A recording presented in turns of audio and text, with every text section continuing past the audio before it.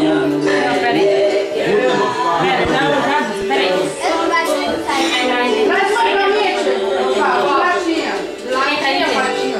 Vai dar aqui. E sabe o congelador vai mandar bem? Não, fazer um churrasco, hein? Esse cantor aí. Olha outro, né? Você não tem o outro? Fazer um churrasco pra comer mais. Eu vi um monte de cantor ali. Claro.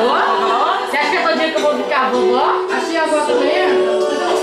Não tem problema não, hein? Vai cá, eu não sei se não vai. Esses moleques não fazem que é isso. Você acredita que eu não fui Santa Colomiciana ainda? Não tem problema não, você não era mãe do... Uai, você não é mãe do meu... dele? Bom, man. Eu não vou, você vai lá, bicho. É, essas mães improvisadas assim. Então, mas você é mãe é bisavó já, né? Ah, é? Quase não. Pois é. Ah, eu tô contente. Claro. Fale quem quiser, eu tô contente. Claro. Ai, você senta no meu lugar, né? Bonito. O problema é seu, eu vou pro lugar pra você. Eu não vi esse do Paulo. Se tivesse, eu até levantava pra você. Achou? Não achei internet aqui.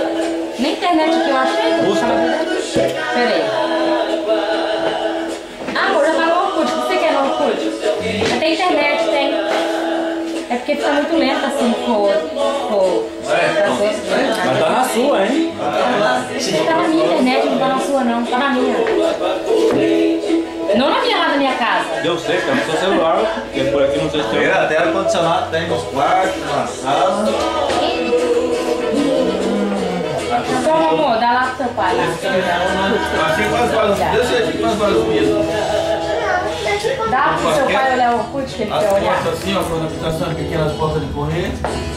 Quando a gente. Igualzinho isso aqui, é o piso. Que é bonitinho? Não, o piso é muito bonito. Senta, Paulo. Tô cansado. Aí, meu amor, a garrafa? Não, Ah, só pra mim.